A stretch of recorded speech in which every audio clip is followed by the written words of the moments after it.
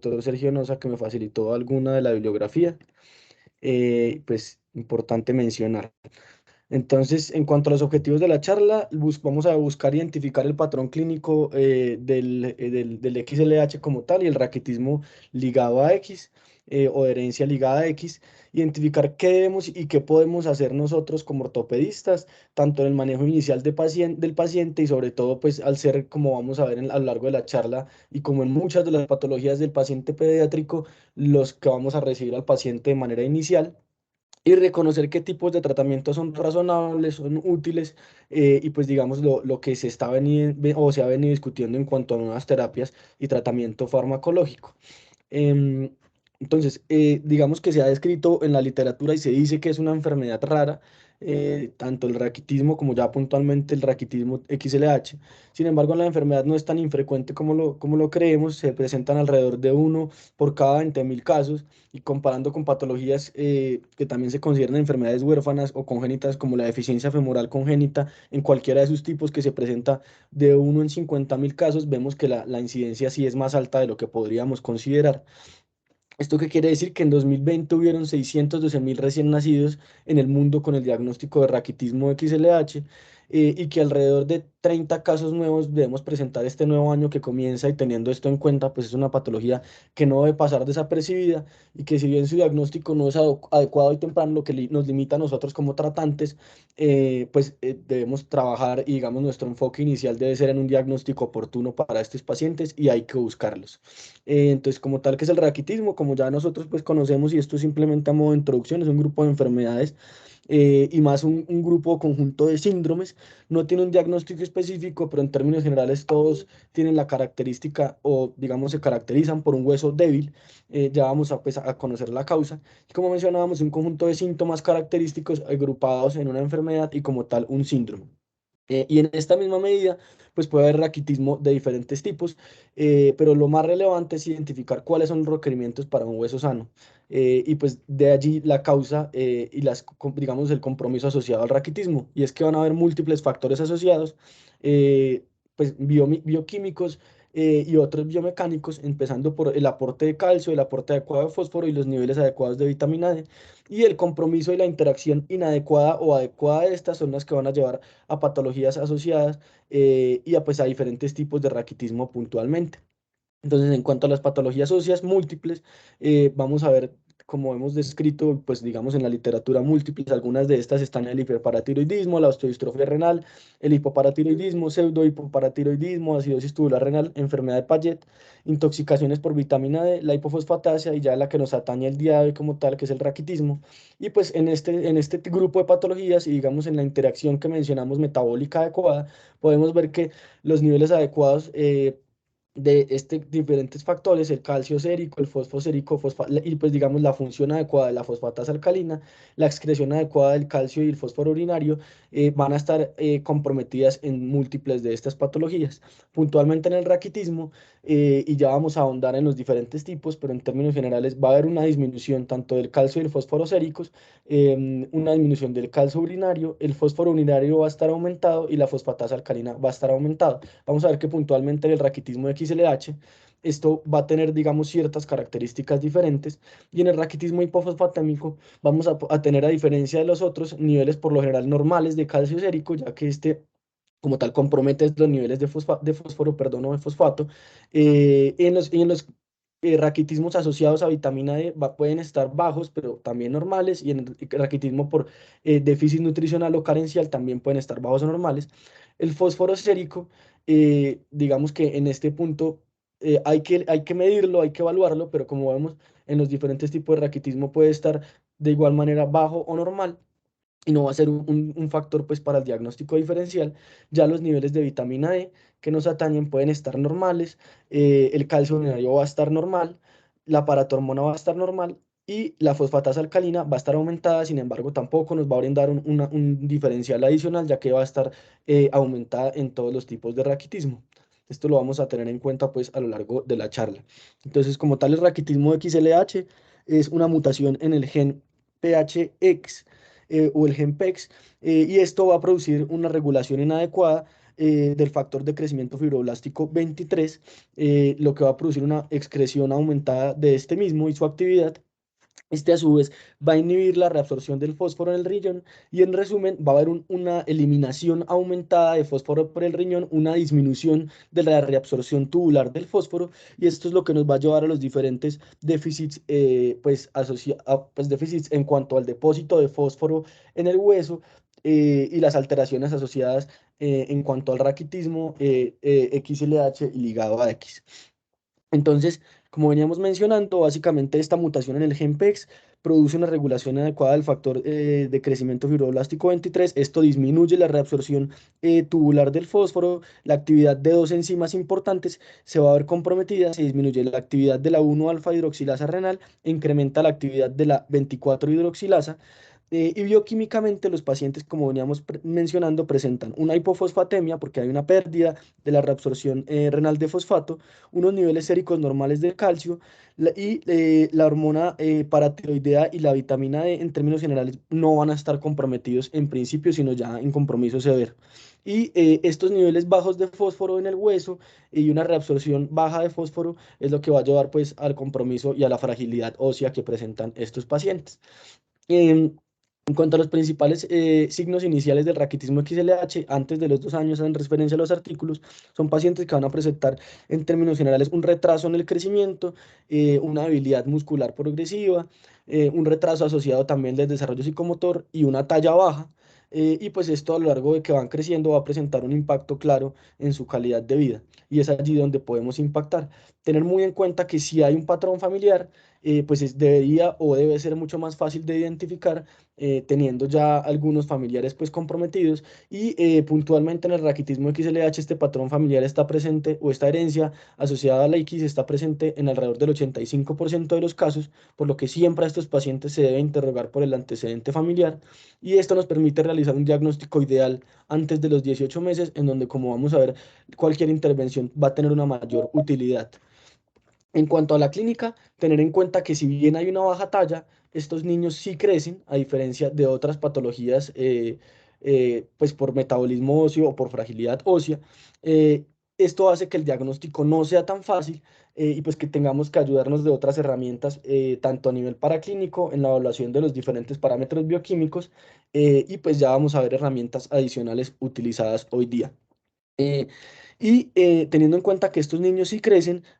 pues que es fundamental también para nosotros es evaluar qué va a pasar después y en qué momento es ideal intervenir. Y pues digamos que en algunos de los artículos, y en uno puntualmente, mencionaban que si el diagnóstico en Europa y en países pues digamos del primer mundo, incluido Francia, en el artículo mencionado era cercano a los 4 años, lo cual era muy retrasado para los objetivos del tratamiento.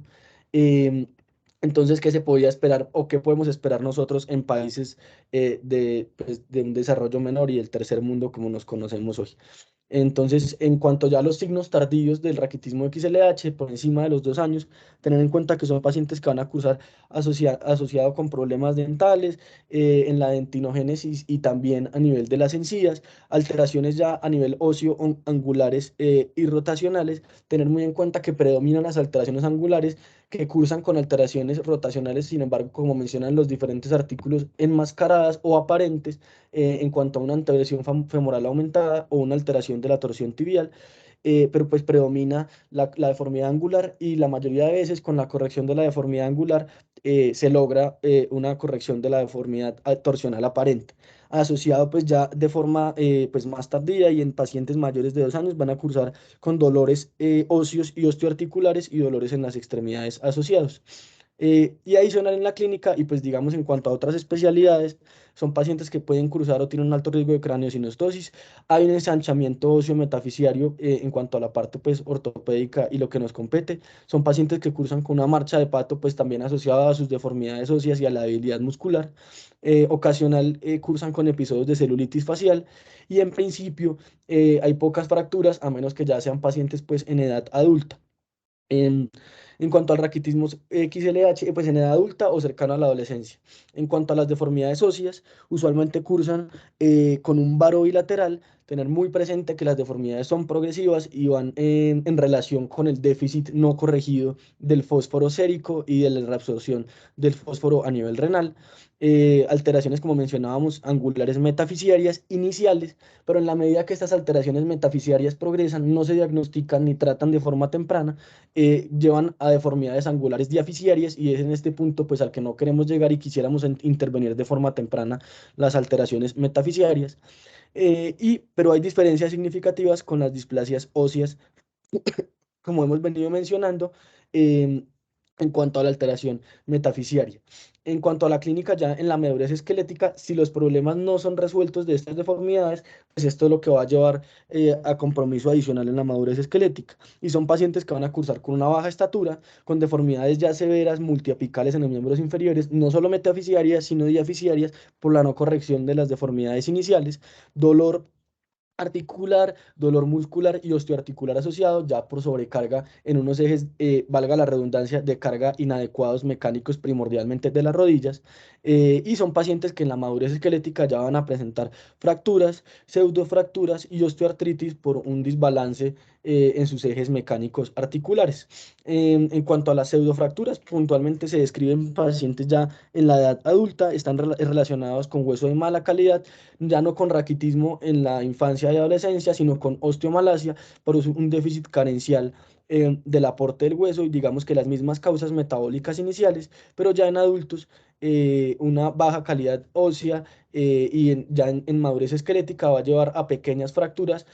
o fracturas por fragilidad con traumas de una mínima intensidad. En cuanto a los problemas, pues, y lo descrito en la adultez y lo que está reportado en la adultez, hay una proporción en este artículo del 2019 de la Sociedad y el Journal de Endocrinología que reportaban que alrededor del 86% de los pacientes con raquitismo XLH tienen estatura baja en la adultez, un 77% tienen un bowing de la tibia y el peroné por no tratamiento de las deformidades metafisiarias angulares iniciales, un 63% tienen un bowing del fémur, un 61% ya han sido sometidos a osteotomías y a tratamientos quirúrgicos de tipo osteotomías, pero solamente un 6% de estos pacientes, pues que como ya son adultos, su tratamiento inicial fue hace varios años, eh, fueron manejados mediante una técnica de epifisiodesis para corrección angular metafisiaria inicial. En este momento, pues en lo que se contaban y lo que está descrito en el estudio, solamente con grapas. Entonces vemos cómo hay una diferencia significativa en el manejo quirúrgico, en lo que vamos a ver que está descrito y el ideal del manejo hoy día. Em, y el porcentaje y en cuanto a las condiciones óseas y la calidad de vida de la adultez y cómo esto impacta en la vida de los pacientes, un 97% de los pacientes adultos evaluados en este artículo con raquitismo XLH tienen dolor articular, osteoarticular o muscular, un 91% tiene rigidez articular, un 86% tienen una marcha anormal en algún tipo y un 31% requieren ayudas externas para la marcha y la deambulación.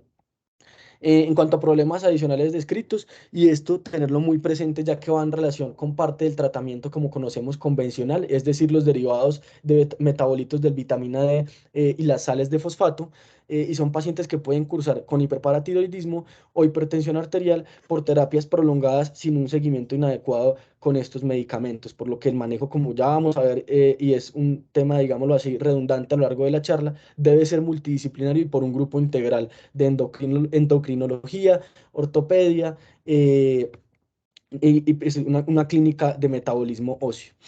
En cuanto a otros problemas adicionales, está descrito también la presencia de pacientes con malformaciones de Chiari, hipoacusia, abscesos dentales, problemas en la dentinogénesis y pérdida pues, de piezas dentales y formación excesiva de caries en estos pacientes. Ya entrando puntualmente pues, en nuestro papel como ortopedista, en términos generales, y no debemos caer pues, en el error de que como solo vemos un hueso curvo a enderezar, no buscamos entender la fisiopatología ni la patología de la enfermedad, ni identificar como tal la causa de esta malformación angular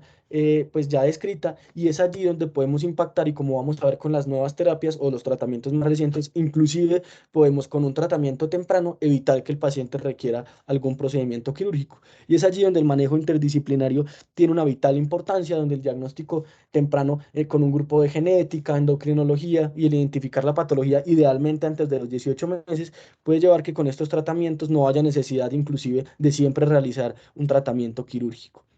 En cuanto a los diagnósticos diferenciales, se debe realizar un diagnóstico diferencial inicial con displasias óseas. Es fundamental realizar un diagnóstico diferencial, perdón, con una enfermedad de Blount, una tibia vara congénita, el cual puede ser muy difícil en cuanto a la deformidad predominante en estos pacientes. En principio, es un genu varo severo y de características similares, pero pues es allí donde la sospecha diagnóstica y los estudios metabólicos y bioquímicos adicionales nos van a realizar, ayudar, permitir a realizar el diagnóstico temprano, identificarlo y diferenciarlo con otros tipos de raquitismo, diagnóstico diferencial muy importante con el varo fisiológico en los pacientes, con deformidades tercionales como hemos venido mencionando que enmascaran como tal las deformidades angulares predominantes. Y en términos generales se hace referencia a que son pacientes que cursan con una deformidad similar al varo, eh, pero como veníamos mencionando, corren el riesgo de no ser tratados de forma temprana, de adicional a estas deformidades que predomina el varo o algo de la rodilla, sobre todo el varo, también pueden cursar con torsión tibial interna, perdón, y una anteversión femoral aumentada. Esto todo en conjunto, si no es tratado, va a llevar a pacientes con una displasia patelar, incluyendo condromalacia patelar, inclusive mal alineamiento, subluxación patelofemoral asociada, y esto va a llevar pues a las diferentes condiciones que en la adultez van a permitir no solo, o van a producir no solo una inestabilidad patelofemoral, sino luxaciones asociadas y dolores osteoarticulares, musculares y articulares crónicos. E inclusive pues ya artrosis en estadios avanzados. Siempre tener en cuenta la torsión tibial interna, que uno inclusive puede considerar que predomina por encima de la deformidad en varo, pero identificar pues, que puede estar enmascarada y que lo que predomina en términos generales son las deformidades angulares en estos pacientes. Y al corregir la torsión tibial interna, como vemos por ejemplo en este paciente, vemos cómo se acentúa y se hace presente solamente el varo de la tibia, pues que clínicamente parece de toda la tibia, pero con radiografías se puede confirmar que es de predominio proximal. En cuanto a las metas del tratamiento por nuestra parte y en cuanto a las deformidades ortopédicas, siempre lograr corregir una alineación o lograr una correcta alineación de los miembros inferiores, mejorar en lo posible la función articular y muscular del paciente, lograr una mejor mineralización del hueso y una mejor dentinogénesis, todo esto con las terapias farmacológicas que vamos a mencionar, y mejorar la marcha y el consumo energético, ya que esto en conjunto pues le va a brindar no solo una mejor calidad de vida al paciente, sino que va a inhibir que sus deformidades y sus limitaciones funcionales progresen. Adicionalmente mejorar la tasa de crecimiento. Entonces, en cuanto ya a los parámetros del laboratorio, tener en cuenta que lo que uno busca o lo que nos permite, digamos, evaluar el tipo de raquitismo y de forma inicial llegar a un diagnóstico lo más temprano posible es la excreción del fósforo sérico y urinario, entonces la medición de estos niveles, la medición del calcio sérico, la creatinina sérica y urinaria puede estar alterado, esto sin embargo no es discriminativo en los diferentes tipos de raquitismo, la fosfatasa alcalina, como mencionamos, va a estar aumentada, y la PTH también puede estar alterada. Esto en principio y digamos para tener en cuenta debería ser al menos el perfil paraclínico que deberíamos solicitar en un paciente con sospecha de raquitismo hipofosfatémico ligado o no al XLH, y ya pues para clínicos adicionales de acuerdo a los resultados que obtengamos de estos. En cuanto al tratamiento sistémico, como hemos venido mencionando y pues que día a día es el pilar del tratamiento, está descrito el tratamiento convencional. Inicialmente eran análogos de la vitamina D o metabolitos asociados y suplementos de fosfatos, principalmente salos de fosfato. En cuanto a la talla baja, pacientes con requerimiento no de tratamiento suplementario con hormona del crecimiento. Y pues las terapias más recientemente, digamos, en estudio y en inicio, en tratamientos iniciales y con mejores pues, resultados prometedores a futuro, que es el uso del anticuerpo monoclonal antifactor de crecimiento fibroblástico 23 o como conocemos el borosumab. Entonces, en cuanto al tratamiento para adultos y adolescentes, tener muy presente, tanto en niños, pues y ya al final en estos pacientes que van a requerir un tratamiento a lo largo de toda la vida, que uno, los fosfatos orales son desagradables por su sabor y tienen por esto una baja adherencia, y como tal, la suspensión y el reinicio del tratamiento, como ellos mencionan, o los diferentes artículos convencionales, que son las sales de fosfatos y la vitamina D, no es clara, no está descrito y digamos que pese al seguimiento paraclínico estricto, no es muy claro cuándo suspenderlos y cuándo reiniciarlos.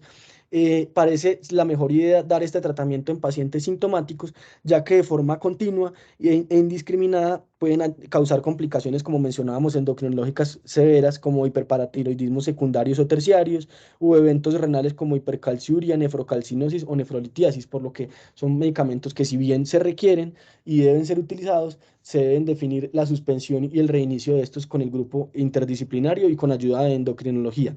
El anticuerpo monoclonal, por su parte, el Borusumab, entonces, como veníamos mencionando, ha mostrado resultados excelentes en la mayoría de los casos y por lo menos evitándonos estos eventos adversos iniciales. Entonces, en cuanto al Borusumab, como tal, es un anticuerpo monoclonal IgG1, es un anticuerpo humano recombinante que lo que va a inhibir o es como un antifactor de crecimiento fibroblástico 23. eh, y ha mostrado resultados en qué puntos. Entonces, ha mostrado una mejor concentración del fósforo sérico a nivel pues, bioquímico, una mejor reabsorción tubular del fósforo y en esta misma medida ha mostrado y ha sido muy eficaz en cuanto a una corrección muy rápida, al menos en los seguimientos que tenemos hasta hoy, de las deformidades metafisiarias o angulares a nivel radiológico. Una reducción marcada del dolor muscular y osteoarticular y una mejoría en términos generales de la función física y el rendimiento físico de los pacientes. Por lo que en términos generales, con lo que tenemos hoy y los estudios, pues que si bien no tienen seguimientos a muchos años, pero pues lo que llevamos de la población y en pacientes a edades tempranas, con lo que no se contaba previamente, pues sí es un tratamiento más eficaz que la terapia convencional única con vitamina D y sales de fosfato y se recomienda que se pueda brindar o que los pacientes se les garantice un manejo global con una terapia combinada, tanto la terapia convencional como el tratamiento con el Borosumab. Y este manejo global e interdisciplinario muestra desenlaces y mejores éxitos en el tratamiento de los pacientes. ¿Cuándo debemos actuar? Digamos que es fundamental definir este punto para el tratamiento de los pacientes y pues es un llamado de atención para todas las especialidades, endocrino pediátrica, para nosotros como tal, como grupo ortopedia pediátrica, y pues el manejo de esta patología en conjunto, y es que el manejo y el tratamiento de estos pacientes debe ser desde el principio y arranca con el diagnóstico temprano de la patología y con el diagnóstico inicial de los pacientes de la forma más temprana posible. Somos nosotros y pues en conjunto con los diferentes grupos quienes al menos deberíamos generar una sospecha diagnóstica si el paciente nos llega inicialmente, y como hemos venido mencionando, son los pacientes que nos llegan de primero a nosotros o se comentan en juntas de fragilidad ósea, en juntas de enfermedades huérfanos, enfermedades del metabolismo óseo, errores innatos del metabolismo, y es allí donde debemos impactar en el diagnóstico de este paciente. Y debemos aprender de otras especialidades digamos, el estudio de la patología, no solamente desde el componente ortopédico, no solo desde la deformidad angular que hay que corregir, sino que son pacientes que en este punto y con esta patología puntualmente debemos tener muy claro que pueden mejorar sin ningún tipo de tratamiento quirúrgico con un tratamiento farmacológico temprano y adecuado si las deformidades son menores. Ser pacientes en principio, ya que las correcciones angulares, si bien no se deben diferir hasta lo último en deformidades severas, se puede diferir algo en el tiempo, que lleven algo de tratamiento farmacológico y por lo menos contamos con pues todo este periodo en que todavía no hay un desarrollo esquelético completo para definir la necesidad o no de corrección quirúrgica. Sin embargo, sí tener en cuenta que aún con todo el tratamiento global, tanto terapia convencional, terapia con Borusumab, por lo menos lo que muestran los estudios hasta hoy, es que alrededor de un tercio o un 62% de los pacientes, perdón, dos tercios o un 62% de los pacientes, aún con la terapia adecuada, requieren manejo quirúrgico, y pues es allí donde la toma de la decisión de cuándo operar es ideal en deformidades pues severas lo más temprano posible, ya que podemos pasar de procedimientos menores, o como conocemos nosotros, cirugías con una magnitud o un impacto menor para el paciente y mejores resultados que cirugías pues ya de una mayor magnitud, como vamos a mencionar. Entonces, importante mencionar en cuanto al diagnóstico paraclínico, y pues que nos puede realizar o llevar pues a un diagnóstico precoz preciso, que se debe evaluar fundamental de forma inicial el calcio sérico y el fósforo sérico y urinario, tener en cuenta que el calcio sérico pues, puede arrojar en alguna medida un diagnóstico diferencial, ya que como vemos en los otros tipos de raquitismo tiende a estar bajo o normal. El fósforo sérico, por su parte, va a estar bajo o normal en todos los tipos de raquitismo, por lo cual pues va a ser útil para saber que tiene raquitismo, sin embargo, no para diferenciar un raquitismo XLH. La fosfatasa alcalina, de nuevo, importante para evaluar los niveles y la actividad de esta, así como la creatinina sérica y urinaria, sin embargo, van a estar alteradas en todos los tipos de raquitismo. Tener muy presente que por lo menos, a menos que sea pues ya pacientes que cursen por un tratamiento crónico con un hiperparatiroidismo secundario o terciario, la PTH sí va a estar normal, y en todos los otros tipos de raquitismo, ya sean dependientes de vitamina D por resistencia o por dependencia o por déficit carencial nutricional, esta PTH va a estar aumentada, por lo que sí nos puede ayudar o sumar al diagnóstico diferencial. Y la vitamina D es digamos, nuestro parámetro adicional que nos va a brindar, sumado pues a otros ya factores paraclínicos adicionales como vamos a mencionar, pero dentro de los paraclínicos iniciales, la que va a tener mayor poder para el diagnóstico diferencial, ya que en los otros tipos de raquitismo, ya sea dependiente de vitamina D, resistente a vitamina D, va a estar alterada. En la dependiente a vitamina D va a estar baja, en el resistente a vitamina D va a estar normal, perdón, va a estar alto, y si es por déficit carenciales, eh, pues también va a estar comprometida. Sin embargo, en términos generales, en los pacientes con raquitismo XLH, la vitamina D tiende a estar en niveles normales. Y pues es allí lo que nos va a permitir sumarle al diagnóstico o al menos a la sospecha diagnóstica con los paraclínicos. Cuanto a cómo hacer el diagnóstico, sumado pues a los paraclínicos que ya hemos venido discutiendo y el estudio bioquímico del paciente, sumar una radiografía al menos de muñecas, tobillos y rodillas. Sin embargo, lo ideal en estos pacientes es contar con una radiografía panorámica de sus miembros inferiores, y una radiografía de las muñecas,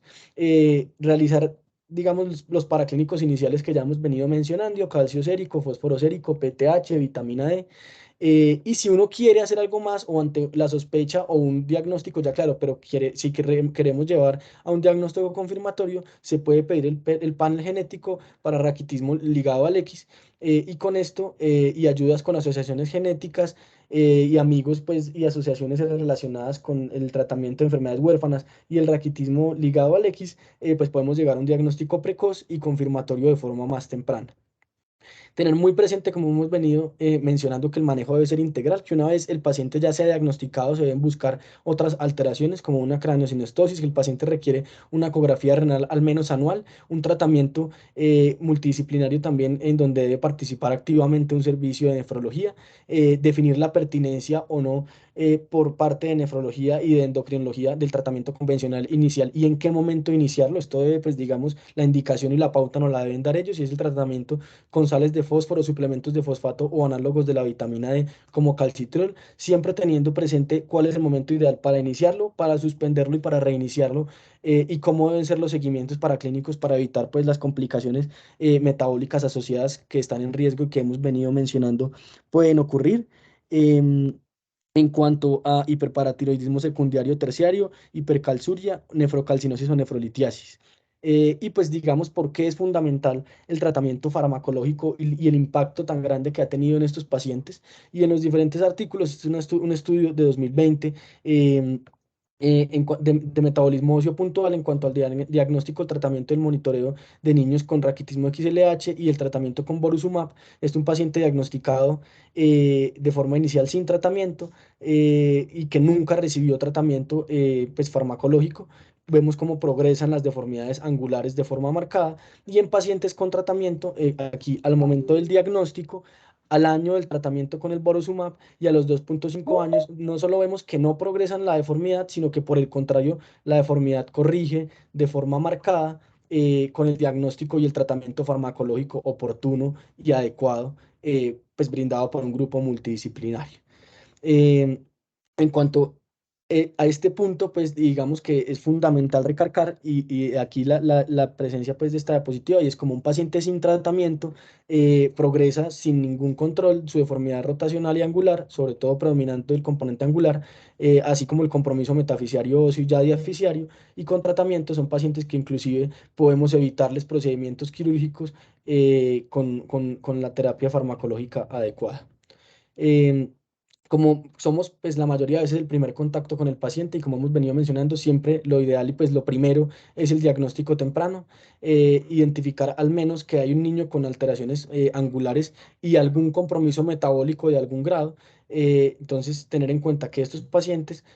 van a llegar con nosotros, niño torcido para ortopedia, niño que no camina pronto con problemas al caminar, va a ser remitido para que lo valoremos. Y en teoría sabemos cómo enderezar los pacientes, conocemos múltiples técnicas, pero de allí que el conocer la patología y el manejo multidisciplinario nos permita definir qué técnica es ideal y en qué momento. Y pues como vamos a ver, van a haber manejos o técnicas quirúrgicas con crecimiento guiado y ya técnicas con osteotomías con placas o clavos. Vamos a discutir alguno pues, la importancia de estos. En cuanto al manejo ortopédico conservador, ninguno pues, de los artículos o de la evidencia descrita recomienda el uso de yesos o plantillos para evitar la progresión o la corrección de la deformidad en los niños con XLH. Eh, Sin embargo, pues tampoco hay estudios que contraindiquen, por otra parte, el uso de ortesis y aparatos ortopédicos. Lo que sí está descrito en la literatura es que son mal tolerados, sobre todo en pacientes muy jóvenes, y que lo que muestran es que no parecen funcionar, tienen un efecto muy pobre en la corrección y prevención de las deformidades, y no hay, pues si bien pues, los artículos no lo contraindican y pues se podría intentar, no tienen ningún tipo de evidencia que lo soporte, y esto iría en contra como tal de cualquier tipo o uso de ortesis o tratamiento ortopédico conservador en estos pacientes. Y ya en pacientes que requieran un manejo quirúrgico por una progresión de la deformidad o porque pese al tratamiento farmacológico inicial vemos que no hay una mejoría significativa de la deformidad angular metafisiaria, está descrito de forma inicial la cirugía de crecimiento guiado, que como conocemos pues en su momento y con las técnicas iniciales y como mencionamos en los estudios previos que había que se evalúa cómo progresa la enfermedad, se utilizaba inicialmente grapas, pero pues con las placas de fisiodesis, la Epiflex y las diferentes placas que conocemos hoy día, las técnicas de crecimiento guiado pues nos permiten una mayor versatilidad y menor morbilidad a la fisis.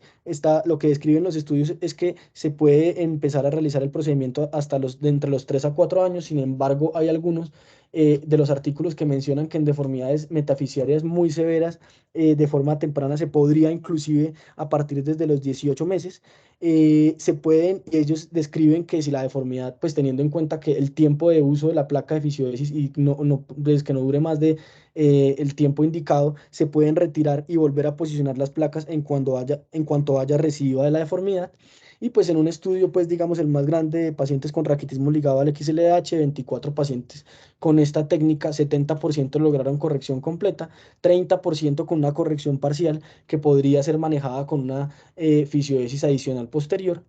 Y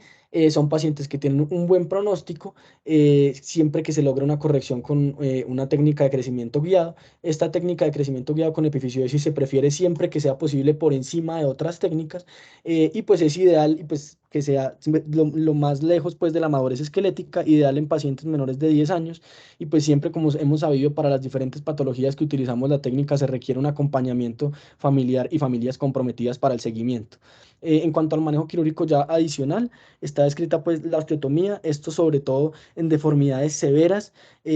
solamente cuando ya están avanzadas y cuando las deformidades han progresado sobre todo de la zona metafisiaria a la zona diafisiaria, o en pacientes ya con fisis cerradas en la que las cirugías de crecimiento ya no son una opción, tener siempre que es en cuenta que es una técnica pues más invasiva que requieren hospitalización en la mayoría de los casos, o por lo menos requieren un periodo prolongado de inmovilización y limitación del apoyo hasta que la osteotomía consolide, por lo que en términos generales y con lo que contamos hoy de tratamiento farmacológico y las técnicas de crecimiento guiado, lo ideal es un diagnóstico temprano y en lo posible limitar las osteotomías solo a deformidades severas en pacientes no tratados de forma temprana. No parecen ser una buena idea, además porque solo tratan un ápex de la deformidad, por lo que hay recidiva hasta un 27%,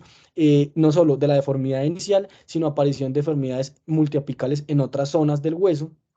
sobre todo en pacientes que no tienen un tratamiento farmacológico de base. Y pues en caso que sí se requiera y ya en deformidades severas, se prefiere la osteotomía en cuanto a fijación con clavos por encima de las placas. Los pacientes con fijación con clavo, cuando está indicado pues la osteotomía, como mencionábamos. Entonces, si bien la fisiodesis corrige los problemas cerca o con coras articulares, pues ya cuando la deformidad es más severa y ha progresado hacia la diáfisis, se requiere osteotomías diaficiarias, corrigiendo otras deformidades angulares. Pero la fijación de estas osteotomías con los clavos ha permitido, digamos, evidenciado dentro de los seguimientos unos resultados favorables en cuanto a menores tasas de recidiva, menor aparición de deformidades multiapicales posteriores y diaficiarias, ya que los clavos van creciendo con los pacientes.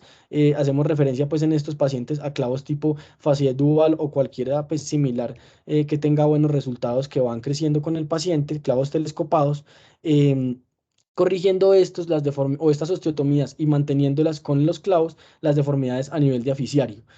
Por lo que a nivel diaficiario, pues si está indicado, se debe realizar la osteotomía, pero parece haber mucho mejor resultado con los clavos telescopados que con el uso de placas. Y pues ya terminando, es fundamental en estos pacientes y lo que han mostrado los tests de seguimiento funcional es que se deben evaluar o se debe hacer seguimiento con el test de 6 minutos y el POSNA o el POTSI en cuanto a rehabilitación funcional, a reinicio de marcha y deambulación. Sin embargo, esto en directa relación con escalas asociadas de esta, pues de evaluación funcional que se realizan en conjunto con fisiatría, pero las escalas neuroortopédicas no son equiparables como tal y no aplican como tal al paciente, no son la forma más adecuada de realizar un seguimiento funcional al paciente. Eh, pues ya a manera de conclusiones, tener en cuenta que debemos conocer el paciente con raquitismo, identificar y realizar un diagnóstico oportuno lo más temprano posible y confirmatorio del paciente con raquitismo ligado al X, que esto nos va a permitir de forma inicial temprana brindar un tratamiento farmacológico tanto con terapia convencional, pero hoy día con el anticuerpo monoclonal antifactor fibroblástico 23, que como hemos visto y pues lo que han mostrado los estudios recientes y todo lo que hay publicado, no hay nada que vaya en contra de esto, ha mostrado resultados favorables en patología sistémica, dolores musculares osteoarticulares y en corrección rápida y progresiva de las deformidades angulares. Em, Inclusive sin, o por permitiéndonos evitar inclusive procedimientos quirúrgicos, que si el paciente se logra manejar con metas metabólicas, con un tratamiento farmacológico adecuado, lo ideal, esto pues teniendo en cuenta la edad del paciente, pero a edades tempranas, es al menos esperar un año para control radiológico y ver si hay mejoría y corrección de la deformidad angular. Em, Siempre tener en cuenta que este manejo debe ser interdisciplinario con un grupo de endocrinología pediátrica, nefrología pediátrica, de ser necesario inclusive fisiatría y pues por nuestra parte, y pues de ser necesario no solo la terapia convencional, sino siempre que sea posible la terapia con el borosumab, pero que aún con todo esto y con la terapia interdisciplinaria, y si vemos que no hay mejoría o se establecen ya las deformidades angulares a nivel metafisiario, es ideal tratar a estos pacientes de forma temprana con cirugías de crecimiento guiado, que hasta 2/3 de los pacientes diagnosticados van a requerir.